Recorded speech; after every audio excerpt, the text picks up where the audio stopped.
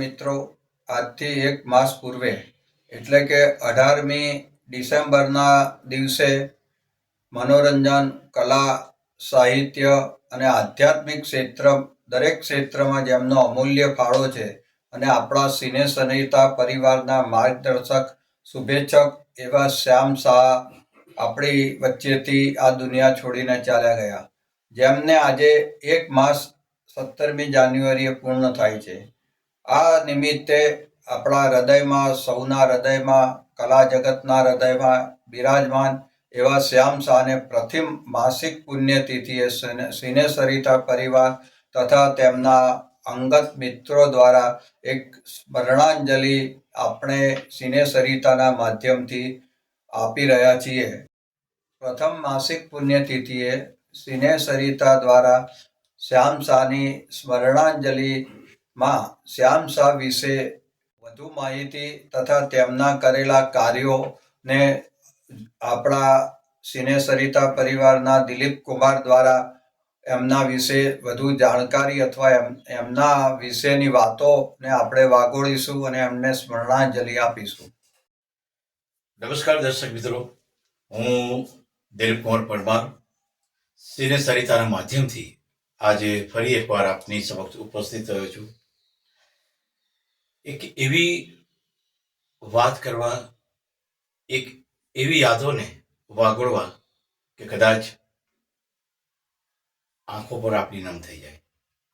કહેવાય છે કે સૃષ્ટિનું સર્જન થયા પછી ઘણા બધાની એવી ઈચ્છા હોય છે, લાલસા હોય છે કે આપણે સૃષ્ટિ પર લાંબા સમય સુધી રહે. ઘણા લોકોને તો આજીવન જીવિત રહેવું છે, પણ આ શક્ય નથી. કુદરત છે, ઈશ્વર છે, ભગવાન છે.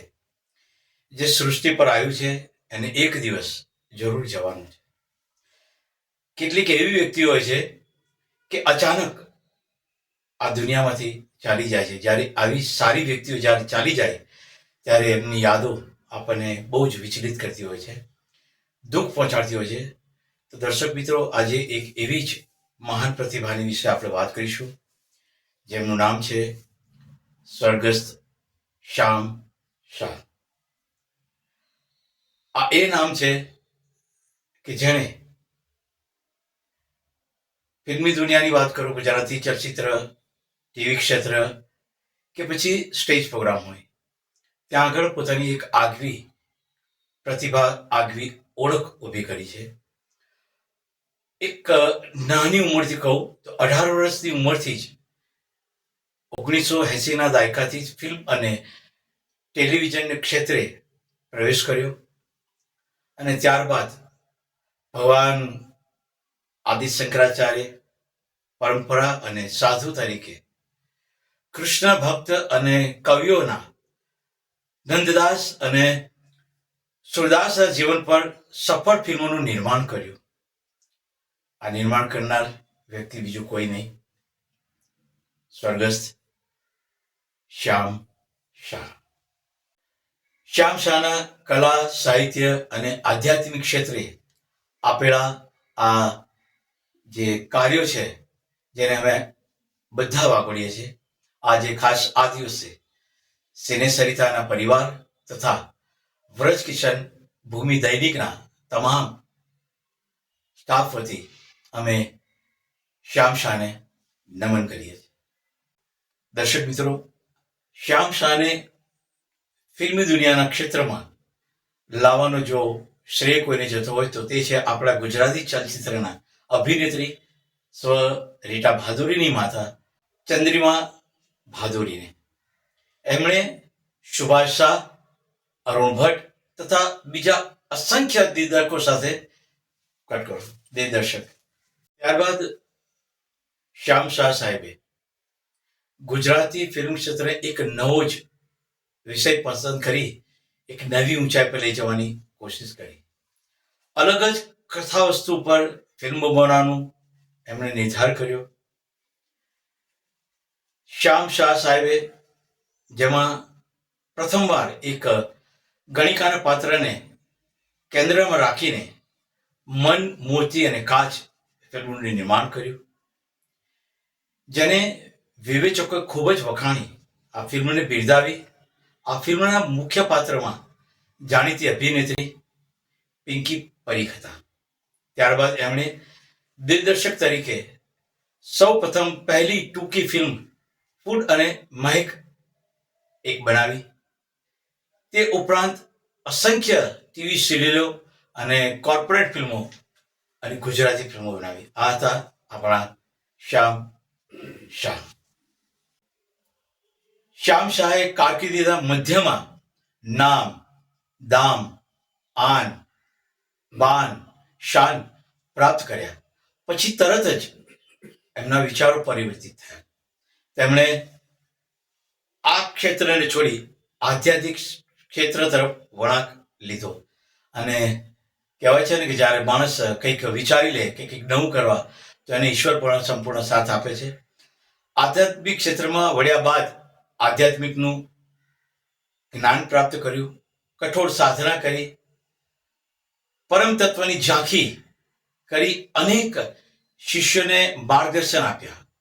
વડોદરા ખાતે એમના આંતરરાષ્ટ્રીય આધ્યાત્મિક પરિવાર શિવ શક્તિ ફૂલ અદ્વૈત આશ્રમની સ્થાપના કરી અને ઈશ્વરના વરિષ્ઠ આશીર્વાદ પ્રાપ્ત કર્યા.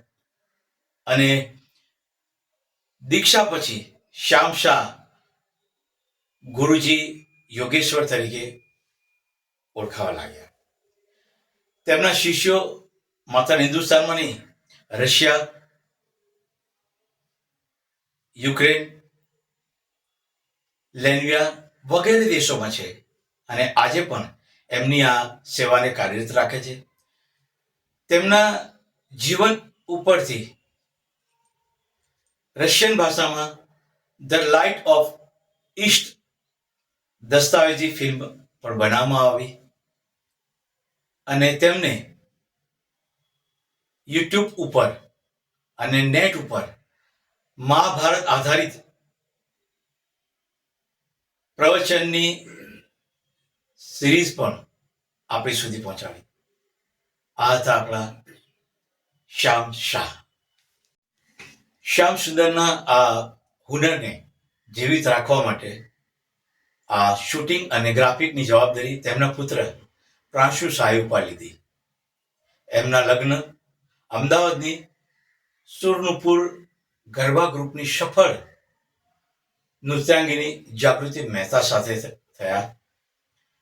અમદાવાદ ખાતેની પ્રસિદ્ધ તથા વ્રજકિશન ભૂમિ દૈનિકમાં તેઓની નવલકથા ભાવ પ્રતિભાવ અને ફિરંગી રાણીના નામથી સુપ્રસિદ્ધ કરવામાં આવી, જેને પણ બહુ લોકોએ બહુ સારો પ્રતિસાદ આપ્યો. શ્યામ શાહ કલા, સાહિત્ય અને આધ્યાત્મિક ક્ષેત્રે તેમણે કરેલા કાર્યો થકી લોકો આજે પણ એમના હૃદયમાં શ્યામ શાહને જીવિત રાખે છે. એમની કાર્યશૈલી, એમની સૂઝબૂઝ, એમનો વ્યવહાર, એમની સૂઝબૂઝ, નવા કલાકાર સાથે પણ હળીમળીને કામ કર્યું, આ જ હતી એક કલા શ્યામ શાહની. એટલે જ તો આજે આપણે શ્યામ શાહને પ્રથમ માસિક સ્મરણાંજલિ આપી રહ્યા છે. અને હું લાગણીસભર મારા બંને હાથ અને મસ્તક શ્યામ શાહના યાદમાં નમાવું છું. ઈશ્વર માલિક ભગવાન શ્યામ શાહને હંમેશા મોક્ષની દુનિયામાં તમારી સાથે રહેજો. એમના આશીર્વાદ આ ફિલ્મ જગતના તમામ નવા કલાકારો અને પીઢ કલાકારોને મળતા રહે. આ હતી એક નાનકડી યાદ વાગડવાનો અવસર જે મને નસીબ થયો. ફરી એકવાર હું દિલીપ કુમાર સિને સરિતાનો દિલથી આભાર વ્યક્ત કરું છું.